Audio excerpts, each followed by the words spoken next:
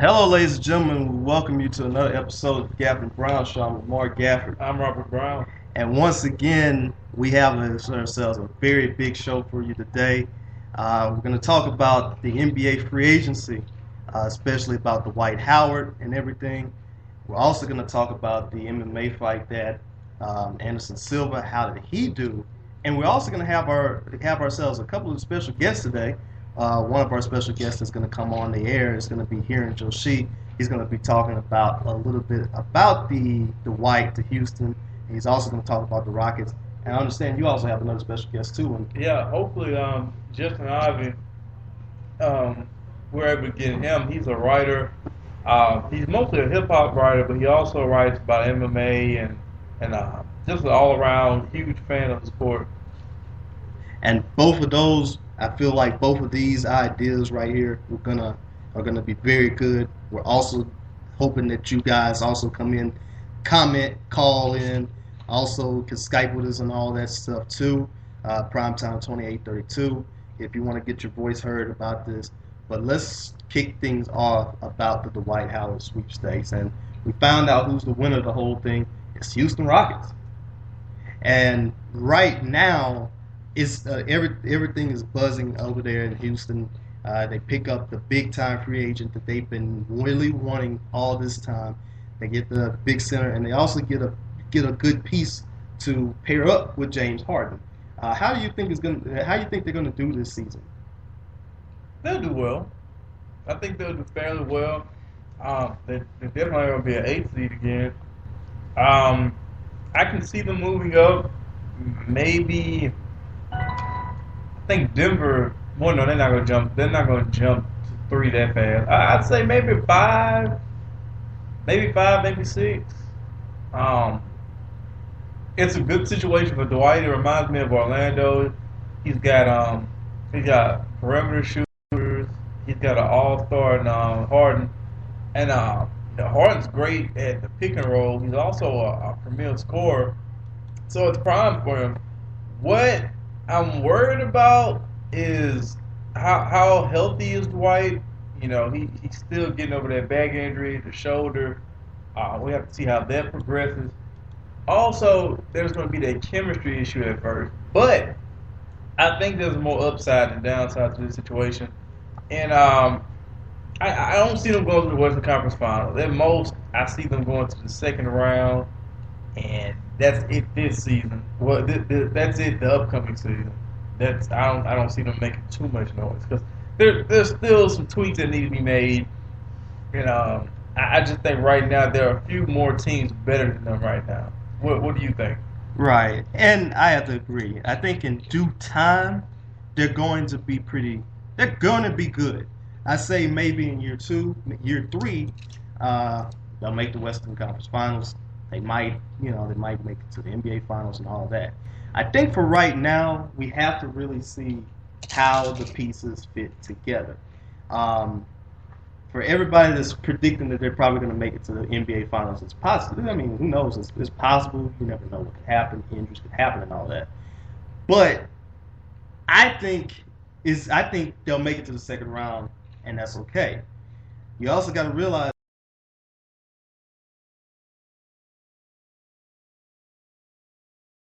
already established themselves.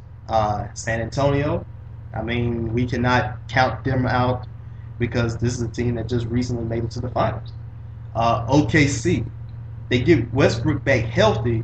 I think they're right in. They're still right in the mix right there.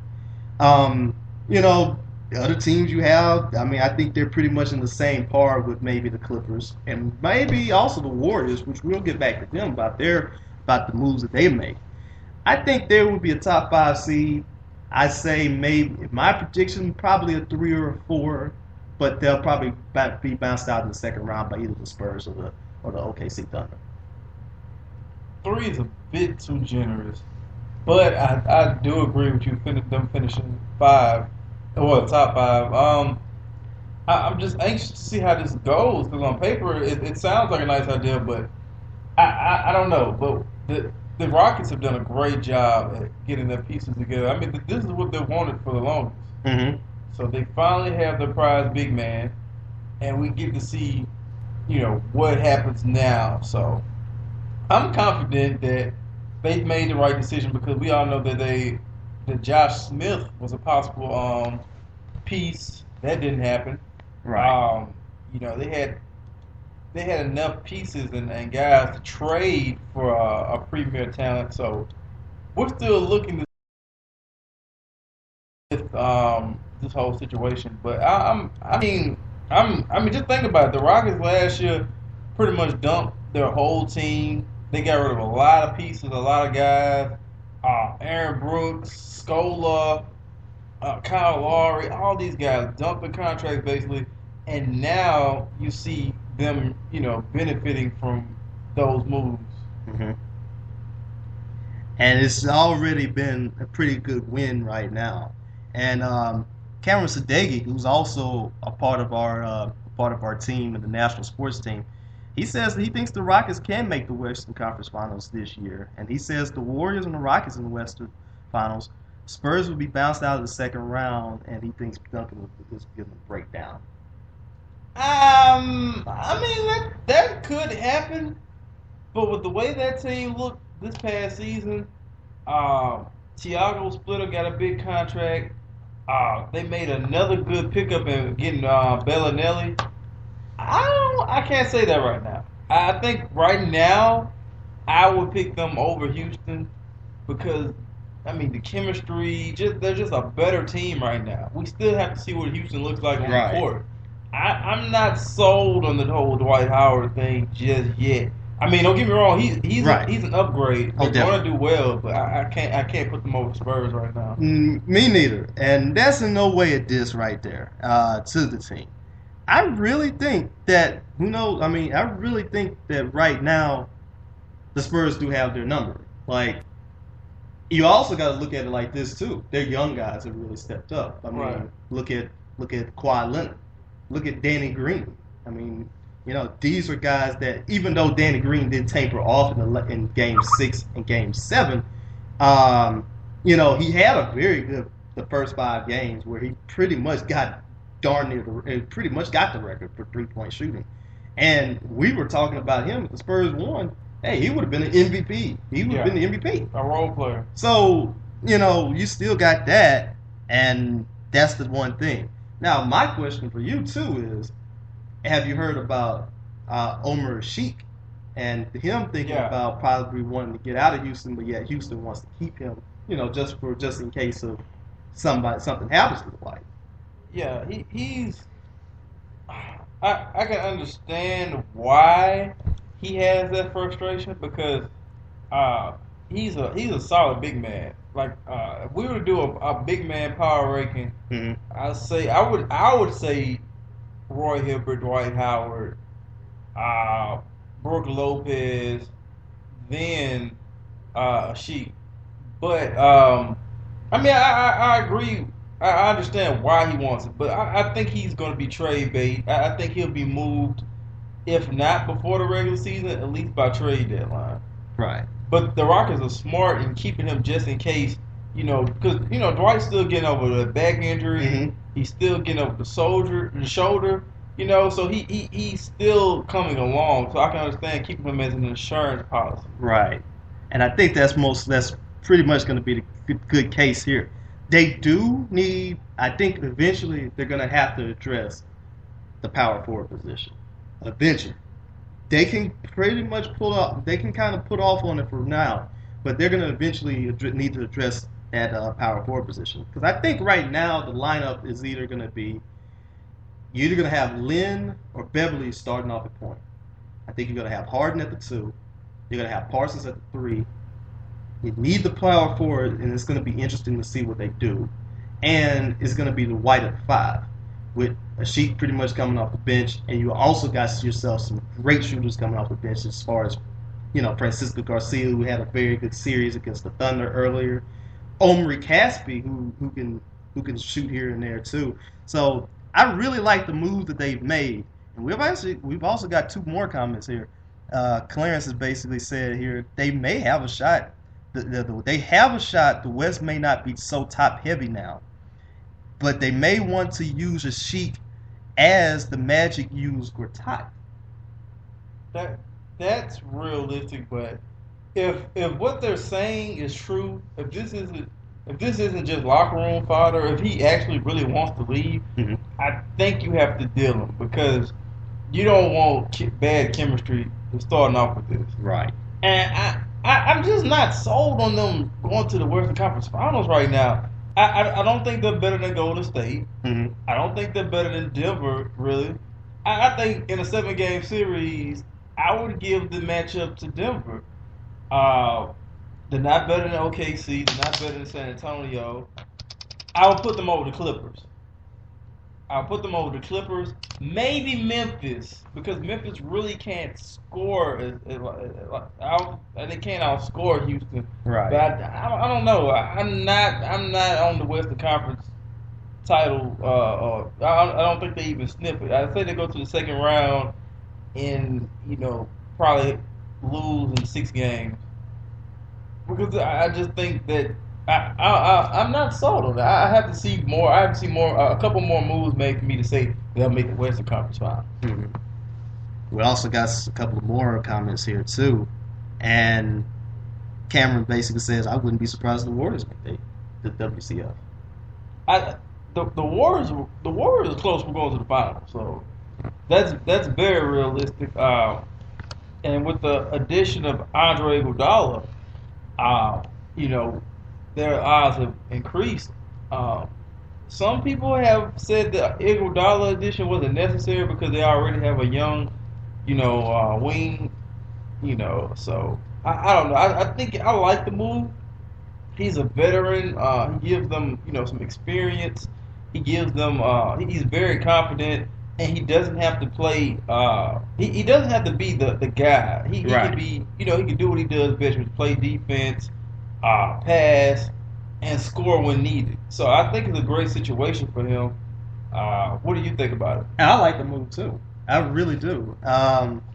Because you have yourself a very young core. You have the Splash Brothers and Steph Curry, Klay Thompson. You also have Barnes. You also have Draymond Green. Those are some very good young players that they also have. And let's not forget here, they also got David Lee that can be Mr. Reliable in the post too. But they also really needed that other veteran too that could show them there and show them a lot of stuff. And hey, why not get the kind of the perfect veteran in a way, Andre Iguodala, because Iggy has really done a very good job in his career, but his stats may not wow you, but yet then again, he just does everything good. It's like he might not do one thing great, but he does everything good.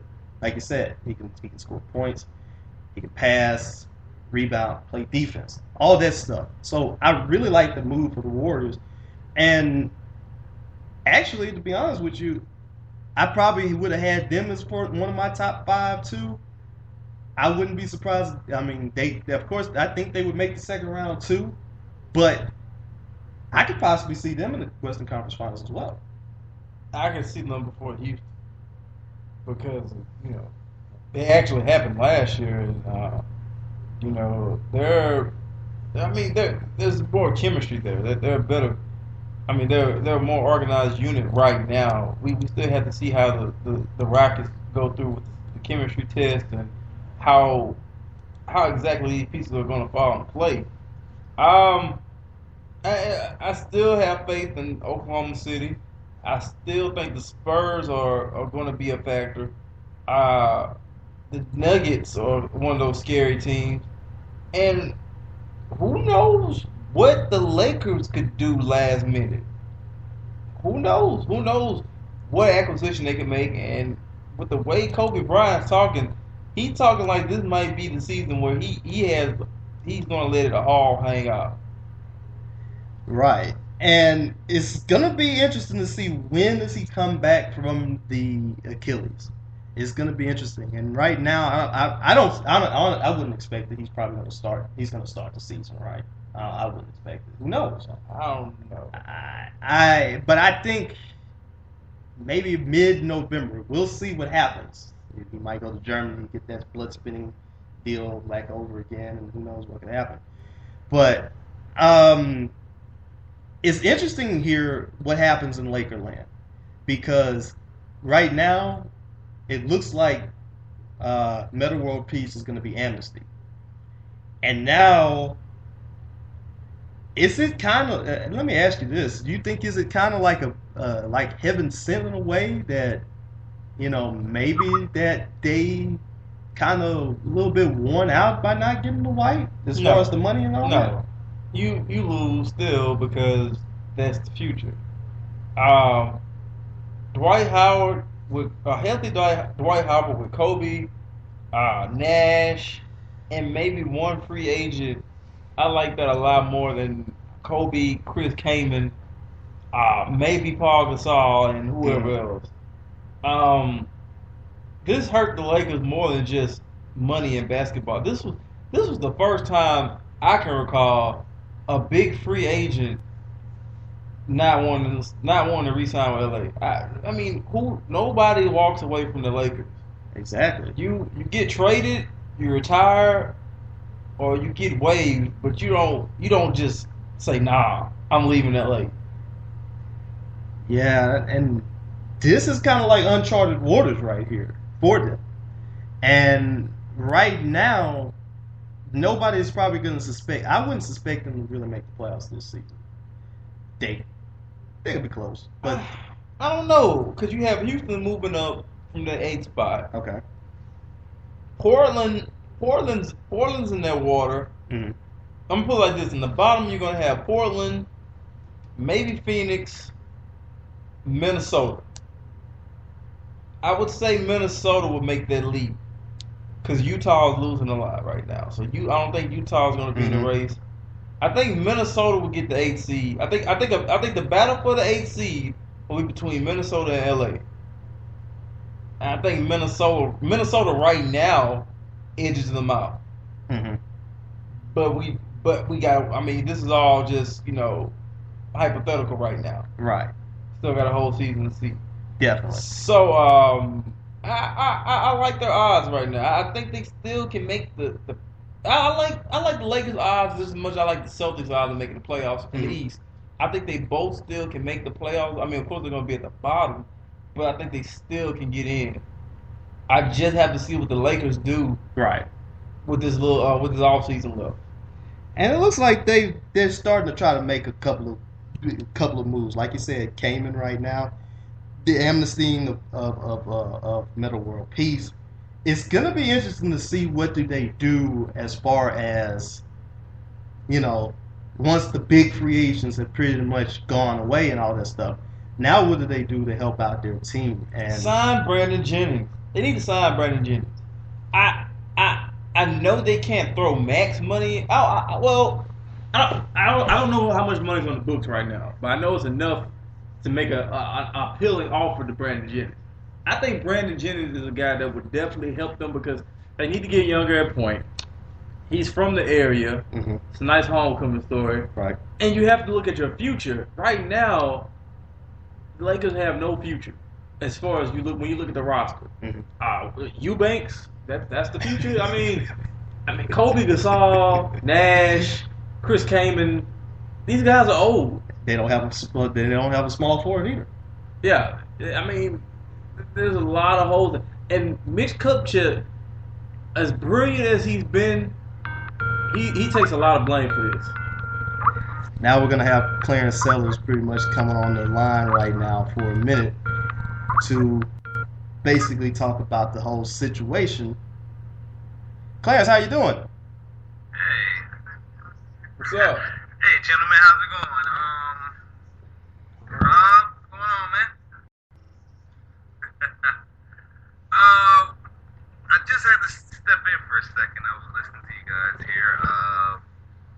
But Rob, the only reason why I say that the Western Conference is the way that it is now is you gotta look. I mean, obviously we know OKC is still going to be the gold standard of the Western Conference. They may not be there for long after what's happened over the last couple weeks. They may not be there for long, but they are still there. I think their fan base know that they were one Patrick Beverly cheap shot away from going back to the NBA Finals. I mean, that's most likely I think we all can agree to that. San Antonio, right now, this may have been their last best chance at winning the championship. Now, again, you can never count them out as long as Greg Popovich is walking them down that sideline. You can never count them out, especially after guys like Gary Neal and Danny Green doing what they did in the NBA Finals. You can never count them out. But you almost have to think that this was their best shot at a championship. Now that they don't get it next year, Duncan, I believe, has the option next year of opting out and retiring, or staying for another season after next. But you almost figure that their window is getting ready to slam shut. They may, like I said, this may be their last hurrah coming up. So you might have. I know Ginobili says he's coming back for I think two more seasons with the Spurs or whatnot. But after that, that could be done. Now here's where I think we're going to disagree, Rob. I do think that Denver is a good team, but I think that George Karl got the max out of them, and I don't know if Brian Shaw can do the same thing. And with that team not having a I guess, quote-unquote superstar, it's going to be tough for them guys to really stay at the third spot or whatnot. Could they fall? I think they could. I agree with you there. I definitely don't think they're going to finish 3 again. They're not going to finish 3. They're going to make the playoffs, but it's damn sure they're going to be 3. I say the thing with Memphis, the thing with Memphis is, like I said again, I guess we're gonna find out, are they that good or is Lionel Hollins that good? We're about to find out. So after that, I think, the Clippers, okay, obviously, the Clippers are still gonna be there, but after that, I think after the top 5 teams, you got 3. Well, I will replace Denver with Golden State. I think Golden State does become a top 5 team in there, but I think after that, it's like, for those last 3 spots, it's a free for all for anyone. Yeah, I say Houston's gonna move up from the 8th spot. Right. I say they move up from the 8 to 6, maybe 6 or 5. 7 might be the Nuggets because they're gonna fall. That 8th spot, like I said earlier, I think I told Lamar, don't count the Lakers out. We still got to see what moves they make. But right now, at that 8th spot, I would give it to Minnesota, just off the strength that they're going to be healthier. They're getting rid of a couple guys that they don't need. They had an okay draft, and we got to see what they can who else they can get there. So. Well, it's not more who they get there. It's more who can they keep, and if that one who can they keep person is going to be Pekovic. If they can keep Nikola Pekovic there, then I think Flip's done for as far as. Well, if he can keep Pekovic and he's trying to give JJ back to Dallas, that's working out itself. That's working itself out too. He's trying to get JJ back to Dallas. If he can pull those 2 moves off, I think then the Timberwolves are done with free. They're done. They're just, let's just get to September, October healthy, and then we'll go to start the season. As for the Lakers, keep in mind, next year the Lakers will have a lot more money to work with cap-wise than they will this year, even after the amnesty of Gasol. The only way they can really do anything this year is not Gasol, but Meta World Peace. The only thing they could do anything this year is if someone takes Paul Gasol off their hands, and right now nobody wants. That's not working. Obviously, that's like asking somebody to take a Mario off the Knicks' hands. It's not gonna work. So I think the Lakers next year, free agency, I think they're going. You almost was certain. I don't think they'll tank this season, but I think obviously I'm with Lamar. I don't see Kobe coming back immediately starting the season. If he does, wow. But I don't see him coming back to start the season right away. So I guess can they maintain? If they can maintain until Kobe comes back, then you might see them making that run for the 8th spot there, whatever. Just get in the playoffs. But even if they don't make the playoffs this year, I think that their best thing is just to wait the next season. Just go ahead and let know, most likely Nash will be a 1 year older next year. He may just go ahead and just call it quits. Yeah. Just retire. Gasol is finally off your books. he can finally leave. He's off your books. Mm. D'Antoni might get canned. We don't know yet. You know, if you're the Lakers, well, obviously, I guess the question then comes: do you wait till next year and just say, okay, you know what, we'll wait next season, and then, you know, hey, let's come back in 2014. And I've even heard some people saying 2015 that they can make some runs in 2015. And, you know, we'll let these 2 years, we'll let these 2 seasons pan out. But, you know, it's another thing I'm looking at is the loss of power of the quote unquote big teams. I mean, look at Boston and look at LA. Obviously, both of these teams are losing key players, and most likely now they're going to have to start rebuilding again. Which, you know, I think Boston did a better job though. Boston did a better job because they still got Rondo, they got Jeff Green, they got some draft picks. I think Boston can make. I think Boston has a strong chance of getting that AC. I think with Rondo, Jeff Green, Gerald Wallace, Sullinger, maybe some guy, Courtney Lee, they keep Barbosa, maybe a couple other guys. I think they can make that run for the 8th. That's just me. Here's my thing with Boston. Rondo, pretty good point guard. Everything is so good about him. We're about to find out something about Rajon Rondo that we don't know about yet. Can he be this good without KG, Ray Allen, and Paul Pierce in that lineup? All of them are gone now. And that's the biggest thing right there. How good are you now? And remember, he missed half a season with an injury now. How good are you now? And that's going to be interesting to really get the chance to see, because I think he was there in 2006 before the Big Three, right? If I'm not mistaken. No, I think he was a rookie. Yeah, he was a rookie. I think he was a rookie. But I don't think he was coming off the bench and getting that much starting time. So we're gonna. I believe he started. Yeah. Oh, okay. I want to say him and Perk were rookies. I think he was a rookie in 08. I think so. Yeah, I think he was a rookie in 08. I think Illamar, I think he played with them. He played with them. Yeah, because he was always a little brother. Mm-hmm. But I think Rondo's capable of the task. Like I think Bill Simmons said it best.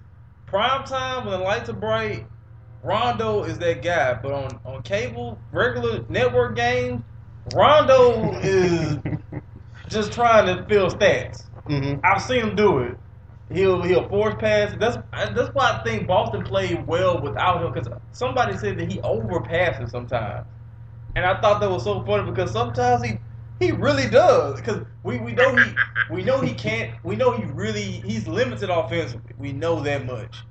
So sometimes it's like he'll pass up an open shot, or he'll force some bounce pass in the post, or he's coming a long way. That's how teams forced Boston to beat them back then. Yeah. Where I think Orlando did that. I think Stan Van, believe it or not, he did that where he forced Rajon to beat him. Just say, hey, you know, you have all the open jumpers you want to. You know, you're not gonna. Most of that penetration is not gonna work. Now, obviously, if you have Dwight Howard and anchoring your defense, you can pull that off. But yeah, I think a lot of guys did that where they gave him an open jump shot. Okay, actually, you're right, Lamar. He was actually there for 2 seasons before the Big Three took over. So yeah, you were right. But I guess the point is he always had Paul Pierce there. He had Pierce there. Obviously, Ray and Kevin came later. But now this is him and him alone. So this is where I'm going. Okay, let's see what you can do now. I think he can do it. Do they have a coach yet? That's the question. They do have a coach, Brad Stevens. Yes, they do. Brad Stevens went there. Are you gonna hear about that, Robert? Yeah, they got Brad Stevens. Wow. That was the shocker of the fourth, I believe. That surprised me too. That is shocking. Wow. So I don't know. I mean that changes some things, but I still think Rondo's capable enough to lead them to AC. I mean, if Brandon Jennings can lead him and Monte Ellis can lead that Bucks team to AC, I think Rondo, Avery Bradley, Sullinger, Jeff Green, and another 5. I mean, I think they can do it. Yeah, because obviously Milwaukee's out of it. Yeah, Milwaukee gone. They're out. They tanking. Tank baby. So I think now who's their 7th? Who's the 7th? Oh, Boston. Well, Boston was the 7th seed. Well, yeah, you're right. They're playing the Eastern Conference. I think. Yeah. And I think Toronto might make a little. Toronto, okay, yeah, you're right. Toronto was there, and I think Washington. And Washington. If healthy. Yeah, if healthy, Washington can do something. And there's a chance for Cleveland too. I love their 1, 2, and 3. I love Washington's 1, 2, and 3 push Yes. now. Yeah. Bill, Wall, and Porter. Boy, that's gonna be something special. They get together there. Oh yeah. But Yeah. what do you really? My question to you, Clarence, is what are you expecting the Rockets to do this upcoming season? Well, look, they were in the 8th spot. Well, let's remember the Rockets held the 7th spot until in that last game against LA. It was kind of, I don't know if that was more positioning or not. Who wanted to play OKC, who didn't? I think remember they kind of slipped towards the end. But remember throughout most of that season, they had the 7th spot. So I think with Dwight there, they're in the top 4 now. I think that gets them in the top 4. With Dwight there, they had an experience to play with each other for a season. With the Omar Sheik thing, I said that it's kind of like where Top was in Orlando, and I've said it on Twitter plenty of times. He was the NBA's best backup center because he came into the game. Orlando never really lost a step. Mm-hmm. They never lost too much of a step. And I think that's what they're trying to look at with Sheik is saying that we know Dwight's going to give us our 20-something points or whatever night, and then you'll give us 10 or whatever. But just come in, play some defense, get some rebounds and other stuff. Now, Lamar, actually, until you brought your point up. Once you brought your point up, actually, I'm now thinking about it, that could be an issue. But I think that if you could get a good 4, you would. I heard Ryan Anderson's name being out there, of course. Ryan Anderson played with Dwight in Orlando. Actually did well with the year Dwight was there before he left. So obviously, if New Orleans pulls the trigger on that one, they could trade for that as well. I think another question is, can Patrick Beverly continue to play the way he played last year in the playoffs? If he does, obviously Jeremy Lin's going to be on the bench now, and I guess the question now remains: do you trade Jeremy Lin for another point guard, or do you ride Patrick Beverly out? And I don't know if they're going to bring back Aaron Brooks again or not. Nah, yeah. do you ride with that? And obviously, Parsons should be a lot better now that he's going to have more of a shot because you're going to have the White down there in the hole now. So, obviously, they could obviously win 50 games. I think Mikal, as I've said it quite a few times, Mikel's a pretty good coach. As far as general manager and vice president of basketball operations, I don't know. I don't know about that one. But no, Mikel's a pretty good coach. I think he should get the best out of Dwight. Right. Obviously, being tall like that, I do know that he did get the best out of KG. Him and KG had a pretty good working relationship on court. He taught KG a lot well, and I think post play is something that obviously Mikel lived off of. So if you can give Dwight some post moves down there, obviously I know they have been doing this in Orlando for so long and it hasn't worked, but obviously you got Akeem and you got Mikel, you should do something down there, Dwight. But 50 wins should be enough. I think Dwight has to be happy now. I think there's no more of this drama. Oh yeah. You're stuck in Houston for 4 seasons now. That's it. So there's no more. Am I leaving? Am I staying? You're stuck there now. So this is pretty much your career. And I think Charles Barkley said he's going to have to win a championship if he wants anything positive. And do I think Houston can do it? I don't know, but I do think that this year they are a top 4 team, so automatically. And it's going to be really interesting to see about what's going to happen right there and all that. And, it's going to be, I'm excited to see what's going to happen with them. Like I said, I want to see how they look right now, they look very good on paper. I want to see how they work. I want to see how it's going to happen and all that stuff and everything. So, who knows what could happen and everything. So, there you go. So, we're going to get our special guest on here in a minute. If you want, please hold on tight. I know you're going to have some comments for him and all that stuff too. Am I right, Clarence? Oh, certainly. I know you're going to have some comments and everything. So please hold on tight. We're basically going to go ahead and take ourselves a 30-second break. I'm going to disconnect you for a minute. And we're going to have Hirin Joshi on there in about 30 seconds. This is the Gafford and Brown Show. All right. Let's see.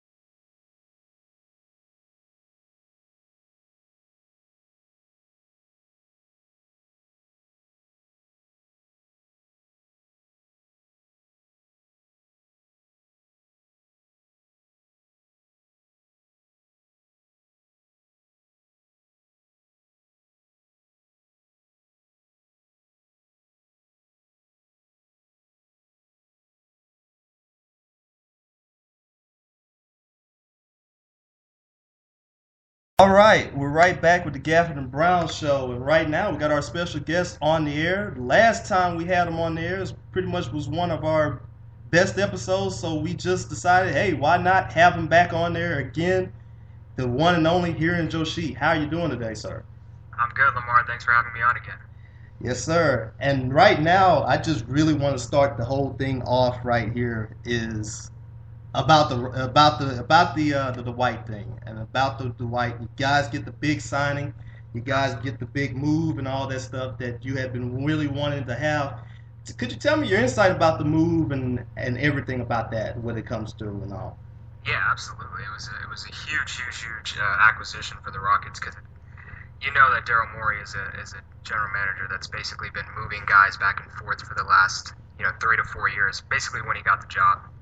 And he's done such a good job of keeping the team competitive, but at the same time not getting comfortable with just a team that's finishing in the 9th seed or the 8th seed for that matter last year.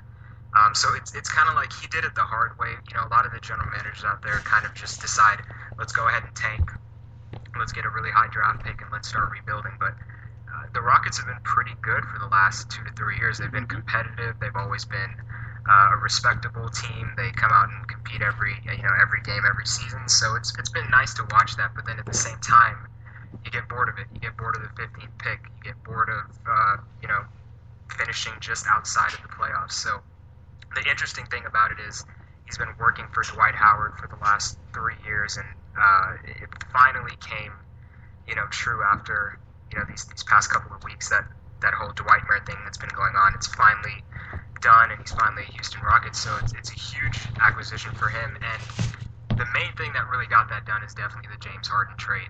That was one of those trades that really went down as one of the best trades probably. I don't know if in NBA history. I think Bill Simmons was the guy who said it was a top 10 trade in NBA history, and it's probably pretty close. It's got to be up there. So getting James Harden here, it was the catalyst basically for everything that followed. And now they finally have 2 superstars, and you never know what else can happen. Once you get one guy, the chain reaction starts, and that's what they needed. They got Harden last year, and now finally Dwight's here. So that was the main thing. It was the journey for Daryl Morey, I think, as a general manager from where he started to where he's finally at now. And he's not done. You probably heard about the Omer Ashik deals that are going around, and I think he wants to start, so he's probably not going to be around for too much longer. So it's kind of amazing from where it started to where it is right now. So that's really what I'm excited about as a fan. How you doing? Were you worried at any point that this wasn't going to work? Like, as you mentioned, the Rockets were competitive for a while, but there were a lot of guys that a lot of people like Scola, Kyle Lowry, Aaron Brooks, a lot of guys that were casualties of this vision. Were you worried at any point that this might not work? Oh, absolutely. I mean, every year this team goes into free agency trying to grab the biggest guy out there. And they're always there at the doorstep at 12:01. We see the stories and all the, interesting things that they try to do. And they haven't been able to land anybody. They keep trying and trying. And I think this year, you're going up against the Lakers. You're going up against a historic franchise, and you're expecting Dwight to leave $30 million on the table. You're expecting Dwight to leave Kobe Bryant. You're expecting Dwight to leave the Lakers. That's a lot to think about when you really sit down and think about it. So at no point did I think that the Rockets were, they had Dwight in the bag. But when they put together that presentation and they sent out Hakeem Olajuwon out there, they sent out Chandler Parsons, James Harden, Clyde Drexler. I think Mutombo came in and did, spoke, and I think Yao Ming got on Skype and spoke. So the presentation was so strong, I think, that you could influence a guy like Dwight. Dwight's one of those guys I think you can easily influence and please if you give him the attention that he, clearly likes and wants. So I think the Rockets came in there, put everything on the table, and told him, the Lakers, we're not the Lakers. The exposure is not going to be the same. That's just the truth. But you have a guy like James Harden there. You have Chandler Parsons there. And I think all of those guys were communicating with him for the past few weeks, as we saw. And I think even Chandler Parsons signed with the same agent as Dwight Howard, and that's probably a connection that they had. So I think they did a good job recruiting him. That was the best part about it, that especially sending Hakeem, because you don't know what Hakeem's going to do now. You don't know if he's going to be a special assistant to the Rockets, if they're going to hire him in that sense. But, he's going to work with Dwight Howard. That's pretty obvious that they're going to do that. So there was a lot of things that matched, I think, for Dwight. And he's going to come here with, expectations, but they're not going to be LA expectations. It's the same thing that happened to Jeremy Lin. If you notice, Lin has really faded out of the spotlight. Even with the Dwight stuff, you don't see Lin being the cheerleader as much as Chandler Parsons is, as much as James Harden is. Lin has kind of taken a back seat. So I think even as fans, we don't really know if Lin is checked out or checked in. We don't know where he's at right now. His name is all over the trade buzz as well. And it's going to be hard to move him. That's a big contract. So I don't know if they're going to keep him, move him, but, I guess you pair him up with Ashik, it makes it a little bit easier to do that. But I don't know where they're at with that. But it's really interesting that they finally landed the guy that they wanted. Because with Harden, they got him through a trade, but this was a legitimate free agency signing that they just stole away from the Lakers, which was really impressive. Right. I know they say hindsight's 20/20, but you gotta be glad that Chris Paul deal didn't work out. Yeah, absolutely. Yeah, I'm pretty content with where they're at now. Right. Yeah, I'm pretty happy with that, and that was an interesting scenario too. Seeing that whole Doc Rivers situation take place, that was something else. I mean, I've never seen a coach kind of be the guy in the trade, like rumor, like, oh, we're gonna throw in this coach in this trade. And you're kind of like, okay, I guess he really is a player's coach, so they wanted him. So it was really interesting to see that, though. Now, last year you guys made the playoffs with 8 seed. Supposed to be a 7, but things happen. Right. With the addition of Dwight Howard, the buzz and the possible trades of Lin and Ashik, what are the realistic expectations you have? Let's forget some of the stuff some people. What are your expectations, right, at least realistically? Realistically, I think the Ashik and Lin situation is going to define everything. I do think they're a home court advantage type of team. They're in that the top 4. I really think they should be in the top 4. But it's going to depend on, especially the 4 right now, and I don't mean to repeat the word 4, but I mean the power forward position is just a huge hole on this Rockets team. They really don't have the answer to power forward, and they haven't for the last few years, actually. They've just been rotating guys in and out. And as of right now, I think Terrence Jones might be the front runner as a young guy. And he's good, but I don't know if he's ready to be in a lineup that includes Harden, Dwight, Parsons, Lin, and other guys like that. I don't know if Jones is the right fit, but they have Donatas Motiejunas as well, who's just way, way too skinny. His defense is a huge problem. So that's another thing where you try to start him, but you can't keep him out there for that long. And then, they say they don't want to move Ashik. And, on Twitter, I actually asked a few people what were their thoughts on starting Ashik and Dwight Howard. That's basically 2 twin towers right there. And I personally don't think it's the right thing to do because your spacing is going to be, I think, horrendous. But having Ashik come off the bench would be amazing. That would probably be the best center tandem in the whole league. So I don't know what they're going to do with that, but I think a top 4 seed would be my realistic expectations. I think the pick and roll between Dwight and James should be nearly unstoppable. And then they've added some shooters. They've gotten Caspi, and they signed Francisco Garcia again. So they're going to keep adding, I think, pieces that you can surround Dwight with. Maybe Ryan Anderson would be your power forward option. He's a great shooter, and he's played with Dwight in the past. So we'll wait and see on that. And I think if they get Ryan, then it becomes even more interesting, probably even better. So a top 4, though, to answer your question. And I really like those moves too, because it's kind of also in the situation here. It's kind of takes you back to what Dwight, how he did when he was in Orlando. Like he had a gang of shooters and all that, and they would give the ball to him inside. And funny that you also did mention Ryan Anderson, and I was going to ask, could you see this team try to get him, or would you want to try to go ahead and get somebody else that's also a power forward as well? I think I can see them getting him mainly because that could be a realistic option on a trade, and I think he fits well. I think you have to surround a big center like Dwight with shooters. I think it just makes more sense that way. You don't really want a bulky power forward. Getting next to him and stuff like that. I think spacing it out would be the smartest thing to do. I have heard rumors like of Emeka Okafor out of Washington and stuff like that, but I would prefer Ryan Anderson. I just think, obviously defensively it's a little bit of a lapse, but it's still better than Monty Eunice. Terrence Jones is really interesting to me, though. I wouldn't be opposed to giving him a chance just because he seems ready. I mean, out of all the draft picks that the Rockets had last year, I'm sure you guys remember they traded, and they couldn't put all those together to get a star, but they drafted 3 guys. Obviously, Royce being gone is a huge relief.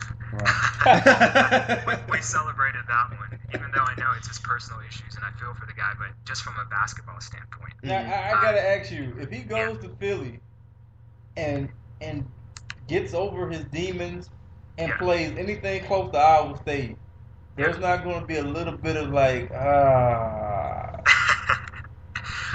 personally, no. I think it's a distraction, until he fixes that. It's nothing personal. I mean, I know so many people that would deal with anxiety and stuff, and I'm sure he's going to make an impact. But just from a basketball standpoint, all the personal things aside, he just wasn't there, and it didn't look like he ever made a big effort either. So I hope he does good. I really do. It's Sam Hinkie over there that runs that team now, and that he kind of did us a favor. He left us, and then he took Royce with him, so it was nice of him to do that. But if they can get him around and they can get him going, he's a talented guy. In Summer League last year, he looked good at times when he played. Yes. So I hope he does well. Staying on the subject about Summer League, and you did mention about Terrence Jones. I saw his stat line a little bit too. What is your feelings about the Rockets and during the Summer League as well? Because I think I didn't get a chance to see them yesterday, but I saw that they got a good win and everything. And what do you think about the young guys that's on that team right there? I think it's pretty interesting. I think they have some pieces. They also drafted Isaiah Kanan, with their draft pick, and he's out. I think he's got an ankle injury as of right now, so he's not even playing. But I wanted to see him get going a little bit because, again, with Lynn on the block, possibly you have Patrick Beverly, who kind of broke out last year, but you need a backup, and you need somebody to come in. So it was interesting. I would have been, happy to see him play, but I don't think he's going to be doing that. I think Greg Smith is still a good piece for a big guy. He's so young. He's just 22 years old, so everything he does is a learning experience for him. And I liked his game last year. Some games he really stepped up. James Anderson, he's 24. He's kind of the vet of the group a little bit. So he's an interesting guy to keep looking forward to, and he can probably help. But yeah, I think once you get Dwight, you have guys like James and Dwight, now you start looking at what you really have to win, And I guess 3 years ago you're looking at what you could find to win, but now you actually have it. So I think the perspective has changed for this Rockets team finally. It's not so much about the future, but it's turning into a win-now situation. And I think we've all been waiting for that because we've always seen guys like Lowry and Dragic, and those are good players. Even Scola, they're all great players, but they're role players at the max. They aren't superstars. Right. And there's a huge difference when you have 2 superstars on your team now. Right. It changes the entire perspective. So Now it's about winning, as fast as possible. And I think the Rockets, like you said, this plan has been in motion for a while. But I think when they had their run, what was that, the 2009 or 10 season? Right. They won the win streak, took the Lakers to the edge. Yes. I don't want to say they got content, but I think they just got a little bit more focused on staying competitive and hoping for the future, like you mentioned earlier. Right. But I also want to bring up another thing about Josh Smith. He was a guy that was floating around in possible trade scenarios with Lynn, a Zeke, things like that. We know now he's with Detroit. Is there any bit of disappointment that you guys couldn't land him, or is it just things happen? Yeah, I think in a way it's a little disappointing because it seemed like he was sitting and waiting on what Dwight would do, and obviously they go back way back with each other. So I was thinking it started to kind of look like, hey, I'm gonna sit and wait for Dwight. If he signs with the Rockets, then I'm gonna try to see if the Rockets can come get me. It just kind of seemed that it looked like the pieces were kind of falling into place, and after a while, it probably got harder than it looked to actually move guys over and try to get Josh here. So it's kind of disappointing. At the same time, I'm not huge on Josh Smith. I think he's a good player. I wouldn't have been very happy if we just ended up with Josh Smith. And Dwight stayed with LA. That would be kind of a buzzkill for me. So, I mean, some people were kind of like, hey, we could still get Josh. I'm like, you're going from like really high up to kind of the middle of the pack. So I wouldn't have been too happy about it, but getting both of them would have been great because the 4 position for us is seriously a position that is quite weak, I think. And they've tried so many guys. They've gone through Patrick Patterson, and Jordan Hill was not a good one. And I mean, they've gone through so many guys. So they really need to find a 4 that they can be content with, and not keep experimenting. So that's the only thing right now in that starting lineup that I think is the weakest by far. And you got to grow that bench a little bit more. Losing Delfino was kind of a tough one. He was good for us last year. So they're going to keep adding, but I just can't begin to tell you as a fan, I'm so happy Daryl Morey is the guy in charge because he's always doing a good job. Right. So we're pretty excited about that. Most definitely. And nice to see also here, it looks like you got yourself a little fan club on this show too, because everybody's been wondering, when is he coming on? When is he coming on? Everybody's saying that you're a very good guest, and once again, hey, you are a great guest, and I've been very happy to once again call you friend, and also happy that you decided to get your time on here and decided to come on. Yeah, I appreciate you getting me on. I always have a good time talking to you guys. And trust me, when the Dallas rumors came up, I was like, man, if he goes to Dallas, I got to talk to Lamar. It's going to be tough for me, man. Oh, man. Hey, I know. With you. You guys over there Raising Cane's. How did you turn down Raising Cane's? I didn't say no to Raising Cane's. It's pretty crazy. You monster. Well, I mean, but I think Houston did also. They also offered him something too. Am I right? They did. They offered him kolaches and burgers and this and that. But I'm like, it's Raising Cane's, man. I'm a big fan of Raising Cane's. I was like, I'm gonna have to stop eating that if he goes over there. That's crazy. So man, I was just like, because they really looked like they were trying hard to kind of make a move over there, and but we got it. We got lucky and good presentation, I think, and a little bit of luck really helps. So it worked out for us. And definitely so. And once again, I mean, I enjoy watching you guys. And once again, I think this season is pretty much, there's nothing going to be different than that. I really want to see how it works. You guys are a fun team to watch. Like I said, I'm just going to be interested to see how are they going to do this season and all that. And how prepared are you for the bandwagon fans? For the band? Oh, yeah. They're coming. They're coming, man. I already see it on Twitter right now. They're like, I'm like, where have you guys been, man? The last 3 years.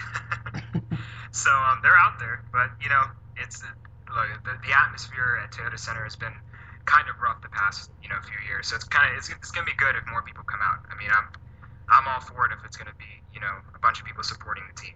So I'm ready for it for sure. Right. Only thing I just need to ask you is this: if I come down there, or if we come down there, you got us as far as the tickets? Oh, absolutely, no question about it, man. Absolutely. You guys just got to make the trip. I'll convert you to Rockets fans. We'll see about that. Yeah, but definitely, I know you're a loyal guy, so we'll see about that. Oh, yeah, definitely so. We both are. So, Absolutely. Once again, thank you very much for coming on the show, and Definitely. once again, we hope to get you back on the show some other time and all that stuff too. Absolutely, man. Thank you so much for having me, and you guys have a good day. All right, you too. Man. All right, take care. Yeah, he's fine.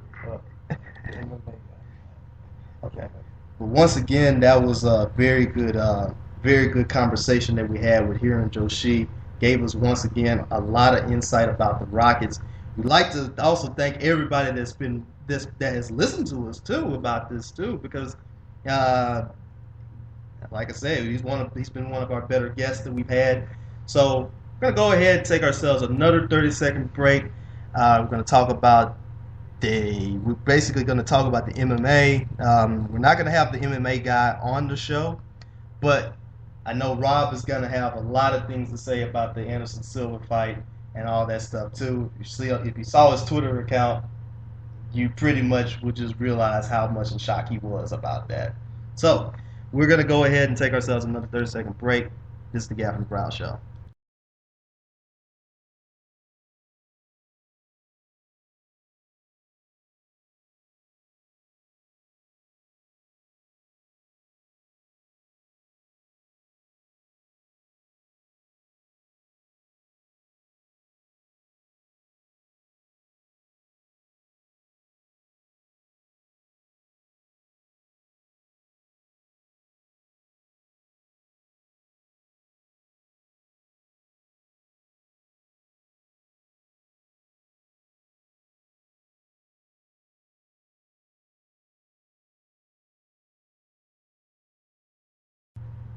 All right, we're right back with the Gafford and Brown Show, and basically we just got ourselves our NBA fix and everything.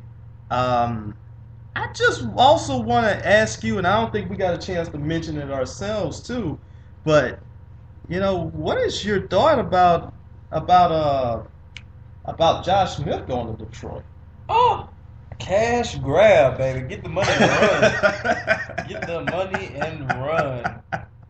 I don't blame him, man. I didn't see Detroit as an option at all. I thought for sure he would be H-Town bound, if not in the signing trade, just leaving. I was thinking Boston, since him and Rondo are good friends. But, man, I don't know how it's going to work, because I haven't really watched the Pistons in a long time. Mm-hmm. I know they still have Stuckey, with Drummond, Greg Monroe. They got some pieces, but it's gonna be hard to come together. But I mean, it's a step in the right direction. And definitely so. And right now, I was shocked to actually see that this happened. But I'm thinking here, what's going to be the case is this something bigger and better? And we've been hearing here of, well, why would they get Josh Smith where this guy's pretty much, he could play as a small forward, but I think he's much better suited as a power forward. Why you get Josh Smith when you have Monroe, Drummond, and probably without the intent of, well, really moving one of them for somebody else? It's a head-scratching decision. It's almost like when Minnesota had all those guards. I don't understand. I can understand it because he's a name. He was one of the biggest free agents available, but to give him all that money, and man, it's telling. It really seems like they did it to stay relevant, to get some ticket sales. Mm-hmm. But man, I don't know. I don't know how it's going to end up in the long run. And like I said, and I think I've heard something here that, and I don't know how true it is, but I've heard something that maybe this is also a plan that the Pistons are probably going to try to get Rondo or something like that. I've heard Rondo in trade talks to go to Detroit for a while. If it happens, we'll see. I I don't know. I mean, maybe that makes sense, but I don't think Boston's going to do that right now, just because. I mean, you just have Jeff Green and a bunch of forwards. Yes. Yeah, I don't think they give you a chance to do much of anything. No, not at all. Too, and we actually got ourselves another comment, and I'd like to thank Zane for listening to the show. She says she just got done listening and all that stuff, giving some props to hearing. She says she's so excited about the Dwight Howard. So once again, I know she's very happy about that. But let's now go ahead and talk about the MMA fight that we just got a chance to witness. And Anderson Silva, man, I was speechless. I was speechless for several reasons. I was speechless because for the last 7 years, we've seen Anderson Silva run through a division. We've seen him go up 205, dominate. Seen him go back down, defend his title, and dominate. I mean, we didn't really see him face any real opposition until his fight with Chael Sonnen, almost 2 years ago. And to see him get dominated like that by Chris Weidman, it's crazy. And it was really just jaw-dropping to me because I didn't expect it to happen. Not that I slept on Chris Weidman, but I just didn't see it happening. Because, I mean, we've been getting a lot of guys that they've been saying that they can beat Anderson Silva. They said Okami could do it. They tried to hype up Vitor Belfort. I mean, just a lot of guys, and we've all seen the same thing happen. They lost.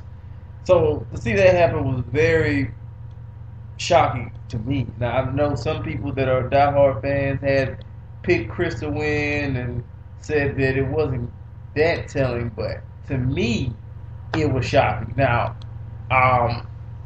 everybody talking about how it's rigged and it's fixed, blah, blah, blah.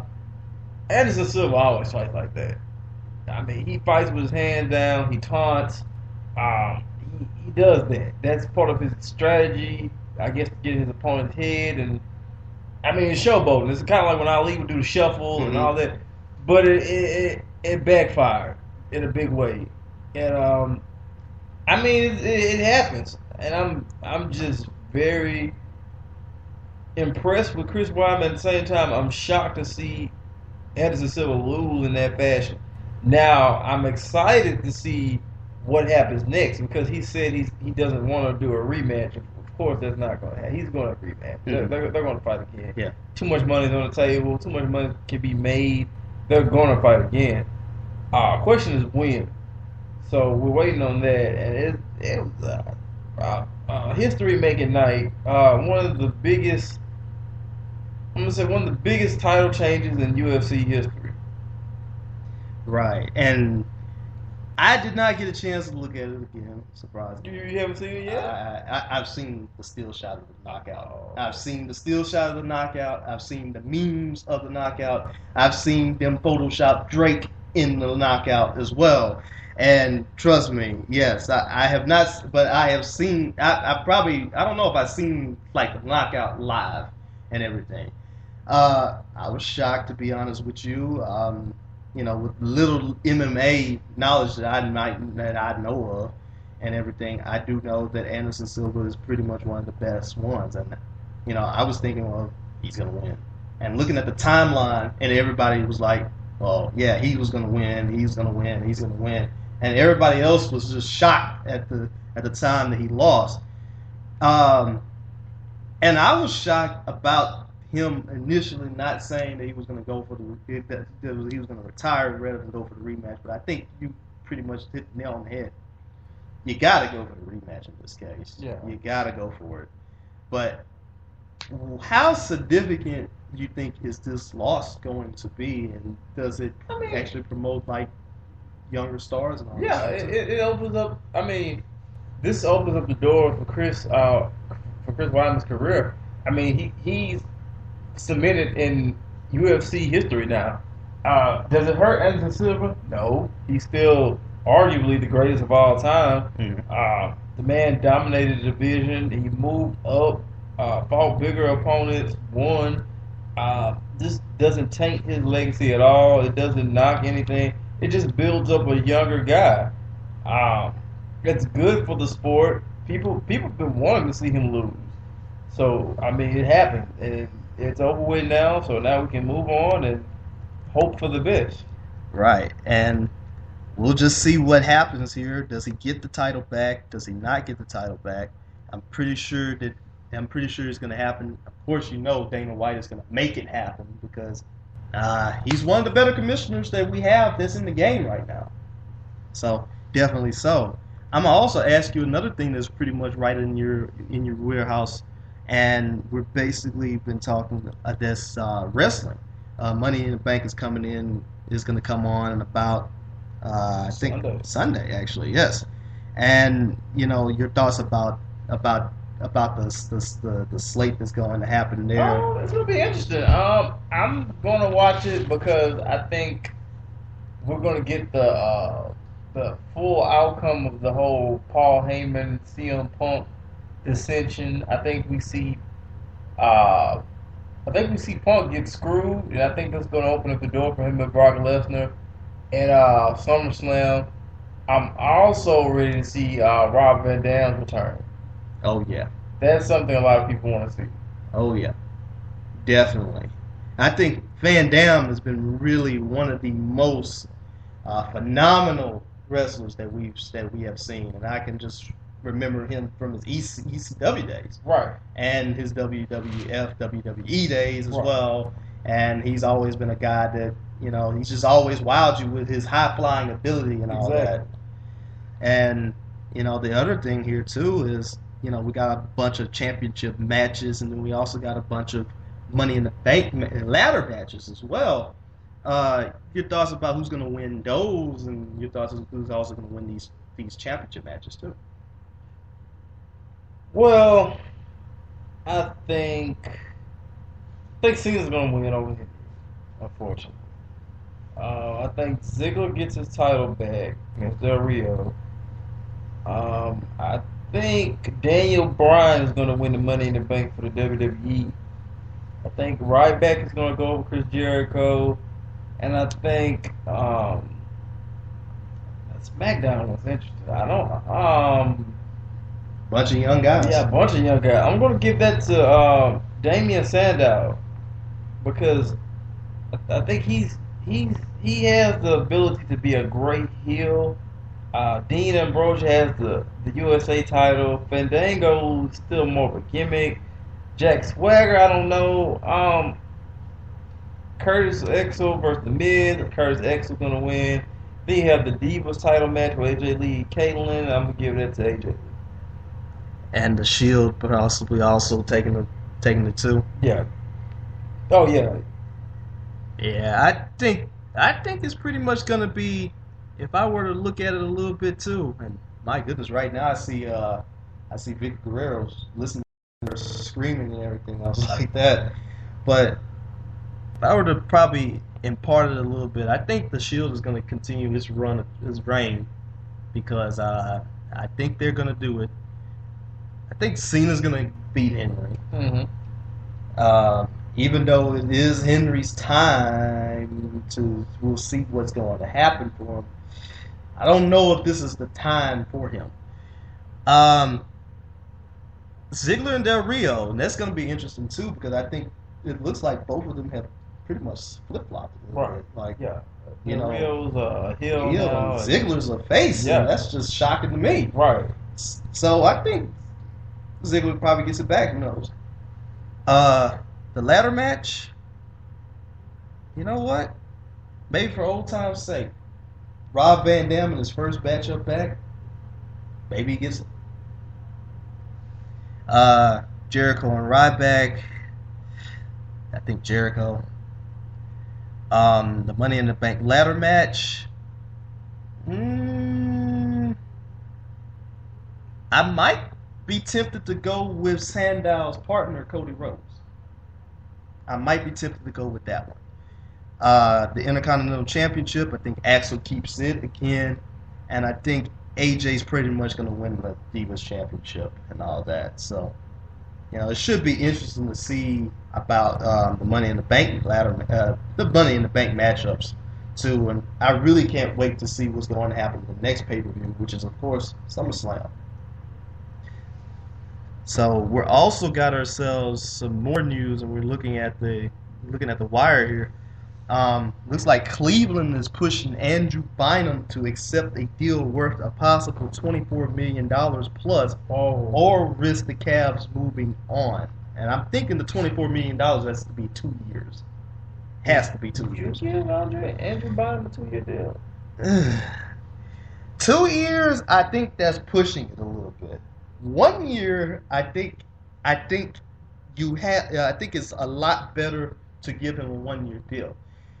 I say this because you never know what's going to happen. This guy is, I think, 26 years old. He's our age, and he has knees worse than us. So, that's an interesting thing right now. I think the teams that are in the running for him are Cleveland, Dallas, and Atlanta. And I think I had joked about this the other night, and I think that the 3 teams should probably be like, well, no, you take them. No, you take them. No, you take them. And all that stuff. No, you can have them. It's gonna be interesting to see who does he go to. I hate to really have to say this, but I think this is kind of like a little bit of desperate times here. I kind of want to see him, and I got a feeling that I'm going to die of alcohol poisoning based on the YOLO shots that he continues to do. So I think if it has to come down to it, I think Cleveland can offer him more because they have a lot more space. But I think his best bet, and I think the other best bet, would be Dallas, because they don't get him, then who else do we got? Gallenberg, a possible Perkins amnesty from Young. That's going to happen. I mean, what's going to happen? I mean, that's going to be interesting too, to see what happens about that. So now another thing that I'm interested in getting your opinion on was the Jose Calderon deal. I think I looked at it when I saw it, and I was kind of like, meh about it, but I think it's a little bit of a good deal. Think about it like this: 31 years old, you give him a 4-year contract. The guy has been a very serviceable point guard. His defense is kind of non-existent, but I think he can give, and I think he can actually show the ropes to the guys. I think Gal Meckel is one of the guys that we just got. That's also going to be a rookie, and also Shane Larkin. Mm-hmm. So, it allows them to get them some time, some growing time, and all of that. I also kind of like the deal of them getting Devin Harris, because I think that's also going to be interesting to see what they're going to do with him. I don't think that he would probably play the point. I think he would actually get the chance would see him a little bit more in the 2, based on that. And a lot of Mavs fans are actually happy to see Devin Harris back. Yeah, because he was a guy that you guys pegged as the future at one point. Mm-hmm. So to see him leave when he left to New Jersey for kids was a bit shocking, but I mean it worked out more so for Dallas. Right. And I can remember that to this day, that I think this was the point in time where I hated Jason Kidd. I did not want to see Jason Kidd back on the team, and then next thing you know, as the years continued to grow, it started to get a lot better. And it looked like at one point in time, it looked like that. I think we remember Devin Harris being part of the future and Josh Howard being part of the future. What happened to Josh Howard? And the crazy thing is, where's Josh Howard now? I think the last time I saw him, he was in Utah, and I don't know if he's still there now. But it's kind of crazy to see that Josh Howard went from All-Star to afterthought. So it's been crazy, and it's been funny about that and all. So Let's see what else do we have here as far as the sports world too. It looks like everybody, as far as Laker Nation is going on the Dwight Howard. Shaq has basically continued to do Shaq things. Rip Dwight Howard. Basically, Ice Cube. Did you hear what Ice Cube had to say about him? It's kind of not safe for work. But he basically, let's just say he basically said, F Dwight Howard, blah, blah, blah. He did this in a concert. And looks like right now, Kareem Abdul-Jabbar is also weighing in on the Dwight Howard. And let's see if I can get some quotes here about this. But the way I see it, a lot of Laker fans have been kind of mad about it and all this stuff. And I think let's see what Kareem had to say. Dwight Howard is a perfect example of the fact that potential has a shelf life. Laker fans should be patient and allow Mitch and company to prepare themselves to do some serious work in the free agent market. Class. I think so too. At least he did not go the route of pretty much what Shaq had to say and call Houston a small town. Who said that? Shaq. I wouldn't call Houston a small town. It's not like he's going to Charlotte or. I mean, that's silly, but. And I've said this before too. I felt like that. Well, Shaq must not know what a small town is because he's played in Orlando. He played in Orlando, and a week ago, he was Magnish. So.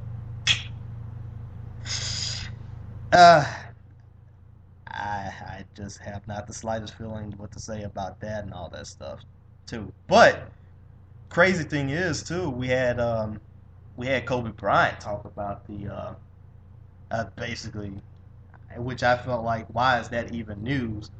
But Kobe wished Dwight well on his Twitter account. And a backhanded slap in the face. Then he unfollowed. So. This whole thing has just been pretty crazy and all that. And right now, it looks like we're also got ourselves, going to the MLB, we got ourselves our picks for the All-Star game. We also got ourselves for the festivities here. And I think the most important one is David Wright having his home run derby picks. And it looks like right now, let's see, he has Carlos Gonzalez, Bryce Harper,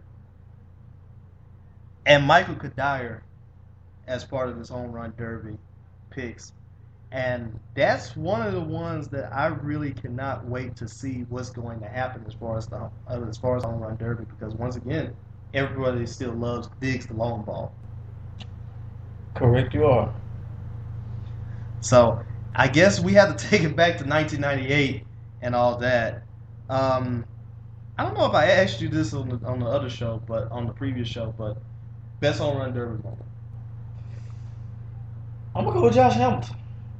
I know it's kind of fresh, but that was one of that was definitely one of my favorite moments in recent time. Barry Bonds is definitely a couple, but I'm definitely feeling that Josh Hamilton, even though he didn't win.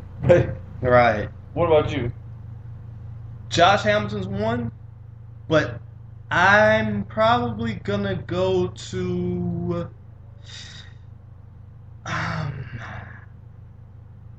either the first year Griffey won. I think that was in 2000 and not 2003, but 1993 when it was in Baltimore. Or one of the other years that he won, I think, when it was in Coors Field, because a lot of people were ripping Griffey for not wanting to do it, and then he gave in to pressure. Next thing you know, he won it. And once again, it just continues to remind you that King Griffey Jr. has always been one of my favorite players as far as baseball players, and he pretty much was one of the reasons why I like the Mariners. And basically, couple of King Griffey Jr. games that I still have and still kind of play to this day. Happy to see that, and everybody just idolized Griffey Jr. at that time. Right. So, yeah, definitely that's it right there, and pretty much I'm going to go ahead and say that's it. I don't know how much you know about the final vote. What's going to come down to it? It looks like Yasiel Puig, the sensation with the Dodgers. He's also in that mix, and I think he's going to get it too. What do you think about the final vote? This just really getting to the news to me. Well, I think they started this like a couple of years ago, where everybody, they pick the teams and all, but then next thing you know, they give the fans the opportunity to pick the last player in both leagues to get the chance to move in and all that. And it's kind of, I guess, another way of here the fans, get the chance to vote it in and all that stuff. Another reason of, I guess, Bud Selig wanted to make it all count again. So that's going to be interesting too, to see what's going to happen with that. I think in this case here, we're pretty much going to call this a wrap. Looking and seeing what else do we have here. Have you got a chance to look at any of the summer league? And I haven't seen anything yet, but I've heard Michael Porter Williams has been impressive. Definitely, and I think we've seen, from what I've seen, I've been really impressed by what the Pistons were doing, because I saw the Pistons Nets game. It had a lot. To look at, Jason Kidd got his first technical as a coach. That didn't take long. And then also that Pistons net game, I really saw people just really wanting to embarrass themselves, like as far as dunking on people and all that.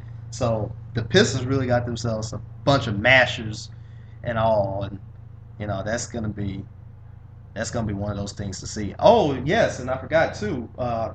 Victor Cruz got himself a big contract. Yeah, I heard, which is pretty impressive, because usually the Jets, if you want a big deal, they'll either trade you or release you. Right. I think it's 6 years, $45 million. Well deserved. So well deserved for him. He's been really one of those guys, because I still remember to this day that first preseason game that he had, which I think he had about 3 touchdowns against the Jets on 6 catches, and then next thing you know, the following year he just blossomed out to this guy, and once again he hasn't looked back since, and once again just get the chance to look at it. And I guess last but not least here, the free agent market, as far as the rest of the NBA is concerned. We still got ourselves some big time free agents that could be considered. It looks like once again we do have. I think Bynum is still looking for the job. Pekovic is a restricted free agent. We still got Greg Oden on the market. We still got Jeff Teague as a restricted free agent, even though we might see him being swapped to the Bucks for Brandon Jennings somehow. Some other good players that probably are also still in the market too.